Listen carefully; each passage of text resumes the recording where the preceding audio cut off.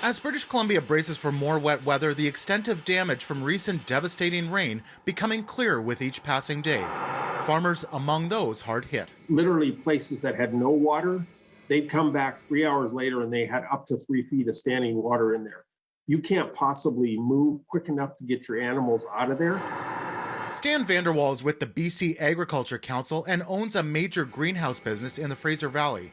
He says damage to critical infrastructure has slammed the supply chain, meaning businesses are facing big logistical hurdles. We're almost running truck convoys through these areas on narrow, small roads now just simply to get to the destination.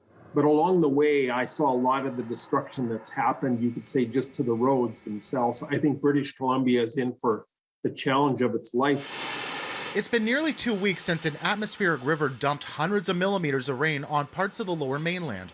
Concerns now about more rain in the forecast. We've had devastating impacts already from the heavy rainfall that we've seen this month.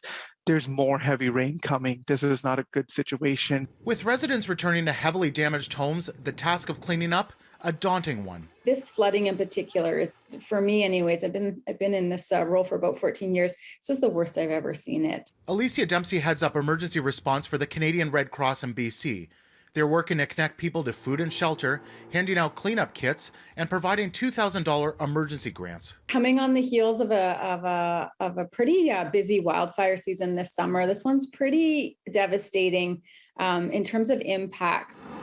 In Ontario, the provincial government offered to send its urban search and rescue team to BC to help with any rescue efforts. While they're on standby, organizations like Global Medic also stepping up to lend a hand. Some of the differences that we're seeing here honestly come from the fact that we're still in the midst of a COVID-19 pandemic. So it's a concern that we have to consider through every aspect of our response. We're a disaster response agency, so we're always kind of primed and ready to go at a moment's notice. But I think a lot of people were caught off guard, and that you saw that with the amount of people who got stranded in different areas just because roads went out so quickly.